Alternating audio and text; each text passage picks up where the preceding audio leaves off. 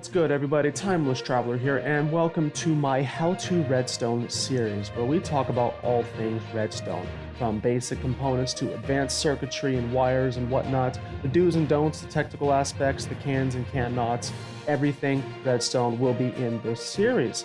So don't forget to hit that like button, subscribe to my channel, and slap that notification bell if you want to stay up to date on all future content. Now, without any further ado, let's go ahead and get on with the episode.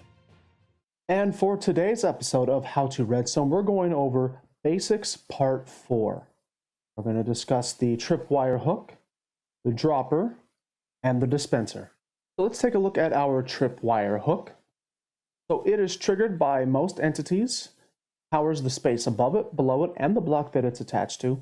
All 6 sides of the power block can carry a signal. Observers can detect the updates in the Tripwire Hook as well as the string that the entity is on. Activates for 5 redstone ticks or half a second. Shears can deactivate it without triggering a signal. Both tripwire hooks need to be placed at the same Y level and can reach up to 40 blocks, and it is placeable on all vertical sides. Entities that can't trigger it are the thrown potions, fireworks, thrown ender pearls, and thrown eyes of ender. As I said earlier, we can go up to 40 blocks, but to just make things a little simpler, we're just going to go with a distance of 2. So, as I said, you can place it on all the sides. You cannot place it on the top or underneath a block. Setting it up is very simple. You put these up against here like that, at the same Y level. And then it makes a little quick click. And then these kind of change their state. That's letting you know that it is locked and ready to go. Then we come over here, and it will power the block right below it. And then it's also going to power, or it powers the space right below it. Powers the space above it. It also powers the block that it is attached to, and that block can carry a signal out all 6 sides. So if we take a look here, top and bottom of that block is powered.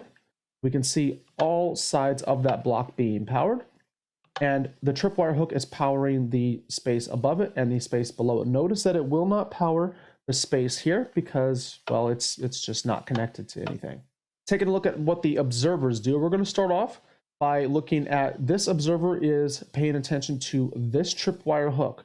So whenever we cross a line, no matter where on the path that we go, as we see the tripwire hook goes down and it goes up, the observer reacts to it. Notice that this one does not do so, however, because we are not currently on the string that it is observing.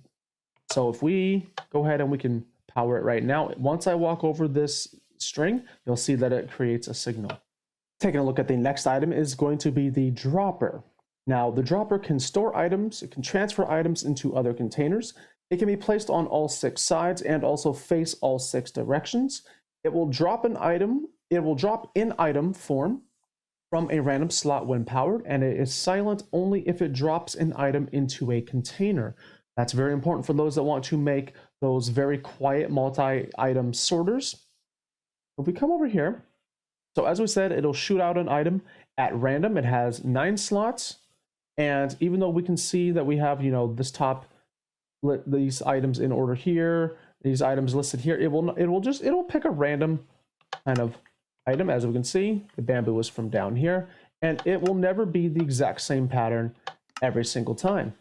Now, in case you missed it with the first demonstration, it makes noise if it is not in a container. So if we take a look here, we have 64 little pebbles, and listen here. Makes that noise as it shoots out the pebbles. Now we have the same exact item, and it is inside of a chest. Now listen to this one. The only noise you hear is the sound of the button being pushed. So if it's getting powered by a redstone torch or an observer, there will be absolutely no noise. And the last one for today is going to be the dispenser. Now this is a little bit more complicated, but essentially it is similar to the dropper, except it doesn't transfer items into containers. And it also has certain dispense behaviors depending on what's inside of it. And we're going to have a few examples out here, but just to list here, dispense behaviors: it will equip armor, weapons, elytra, and shields. Places armor stands, boats, shulker boxes. It shoots fire charges, arrows, snowballs, rockets, eggs, splash and lingering potions, and XP bottles. Collects water and lava and also places them. Same goes for the buckets of fish. Places carved pumpkins if it completes a golem. So we can, factory produce our iron and snow golems that way. Fills glass bottles with water. Places and ignites TNT, shears sheep, ignites portals, and spawns mobs from their respective eggs. Bedrock Exclusive is that it shoots tridents. Currently on the Java edition, it basically acts just like the dropper. It will shoot out that item in item form instead of in entity form, which essentially, we have the ability to weaponize tridents with dispensers because of that. It is currently being tested on the Java edition. So in the meantime, that is just a Bedrock exclusive. All right, test one. Let's go ahead and take a look at the right here. We have our tridents. We're going to hit that mark over there, and you're going to see that the dispenser, as a dropper, it would just shoot it out in item form. But in our case, because this is Bedrock, we have the ability to launch tridents from dispensers, which makes all sorts of crazy ideas for sort of like safety contraptions and whatnot. Let's go ahead and we'll take a look here. We have ourselves a nice little containment area. This is the construction of an iron golem, and inside here we have a carved pumpkin. Once I dispense it, it will turn into an iron golem. 3, 2, 1. And here we go. 3, 2, 1. I swear I know what I'm doing. I think I figured it out. The containment area was just a little too small. It was cramping its style. So, okay, 3, 2, 1. There you go. Dispensable, craftable iron golems. You can fully automate iron golem production. The next thing that it can do, we're talking about dispensing water and boats. So if we take a look here, it can dispense water, and it can dispense a boat, and it can take that water back. And coming over here, we mentioned that it can dispense a minecart. So what we can see here, perfect, ready to go, and then it stops. Now, what if you're in a rush for time and you don't want to constantly keep putting your armor on or equipping your sword or equipping your shield? Well, the lovely thing about dispensers is, as you can see, we're going to prepare for battle real quick, and we are going to be fully decked out. In less than a couple seconds, we have everything we need, from armor to a shield and a weapon.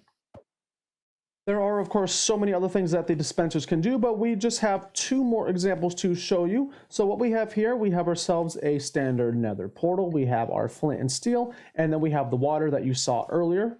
What we can do here with the dispenser is we can actually ignite a nether portal, and then with the water, using a dispenser, we can actually turn it back off.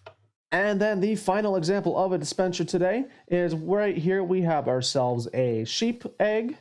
We have ourselves the shears. Let me just highlight that real quick. So you see that it is in fact a sheep. We are going to spawn that in with a dispenser. It just automatically places it. And then with the shears, we're just going to give it a little trim. Now, as I said, there are so many other things that the dispensers can do with your items and entities, and I encourage all of you that are watching this series and enjoying this content, experiment on your own and learn what all these dispensers can do, because there are countless different ideas and contraptions and things that we could all come up with and put together for the Minecraft community. But that is going to be all the time that we have for today, everyone. Thank you all again so much. My name is Timeless Traveler, and this was How to Redstone Basics Part 4. I hope that you have been enjoying this content so far and enjoying the How to Redstone series. I mean, look at what we have right now. Currently we have 4 modules set up, 4 different tutorial series. We have a nice little museum of all the things that we have gone over. So it is very exciting to kind of see this world grow.